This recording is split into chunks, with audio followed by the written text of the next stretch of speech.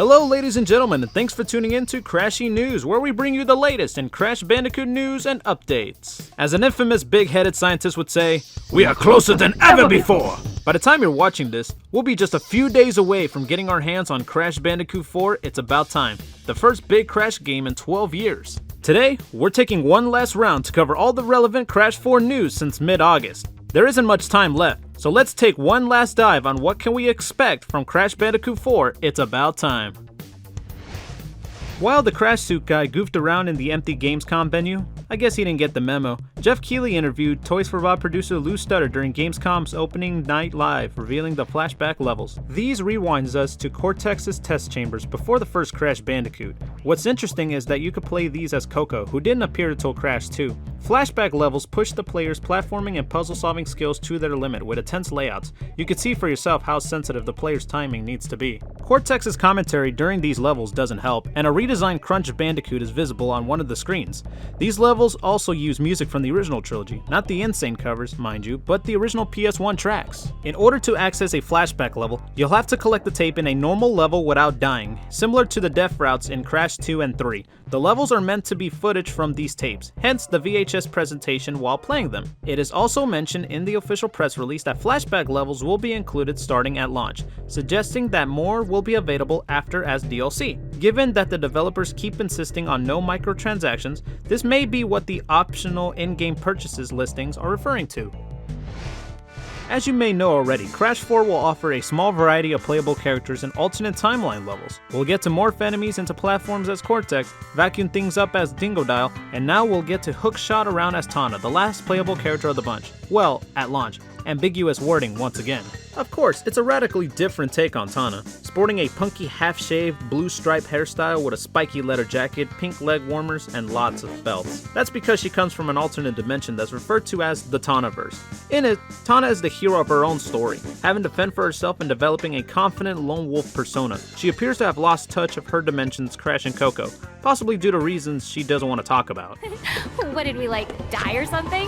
What? No! Nope. No, definitely not. Tawna's gameplay revolves around her versatile hookshot, which allows her to quickly traverse gaps, take down enemies, break crates, and activate mechanisms from afar. You could say that it's similar to another character in a past Crash game? This is complemented with the wall jump ability, giving a more fluid and acrobatic take on typical Crash platforming, as well as a more powerful ground pound move. We were well aware of most of the Quantum Mask's abilities, including gravity reversing, time slowdowns, and phase shifts, but there's one mask we knew nothing about besides his name, until now. The final Quantum Mask to be revealed? Akano, with an apostrophe, draws his power from dark matter, translated into gameplay by violent tornado spins. The key difference to Crash 3's Death Tornado spins is that you could spin indefinitely, stopping only with the right trigger like the other masks. It could also start a jump that lifts Crash high in the air, which then settles into a familiar tornado glide. The enhanced spin can shred locked crates from below, and you could also spin enemy projectiles back at them.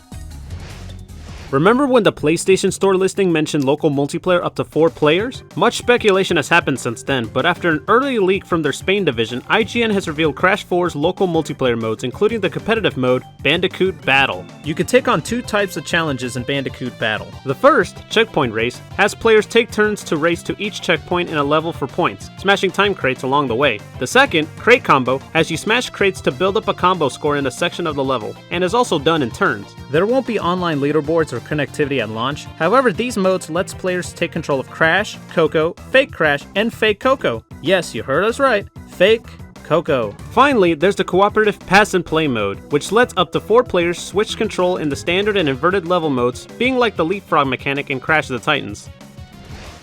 The same preview from Game Informer also gave some additional details. While the article does contain minor spoilers about the game's opening and level themes, we'll leave these details out. Crash and Coco each have 26 unique skins, unlocked by collecting all 6 gems in a level. 3 are obtained by collecting 40, 60, and 80% of a level's Wumpa fruits, the 4th by breaking all the crates, naturally, the 5th by finishing the level with 3 deaths or less on the counter, and the 6th gem is hidden somewhere in the level. The dimension map is also detailed a bit. Core levels with Crash and Coco are represented as circular spaces on the map, while timeline levels with Cortex, Dingodile, and Tawna use square spaces. Regarding time trials, there is now Ghost for the Sapphire, Gold, and Platinum times like in Crash Team Racing to give immediate feedback on how well the player is doing and where they can improve. Also, the filter twists in the inverted modes are shared with specific level themes, each using a different one. For example, all the pirate levels use the paint splash gimmick, while the futuristic levels will all be underwater. Finally, from the newly released launch trailer, we could see that not only is one of the Crash skins a low-poly homage to the PS1 games, but that we will be able to ride Polar once again as one of the game's mid-level phases, like the jetboard.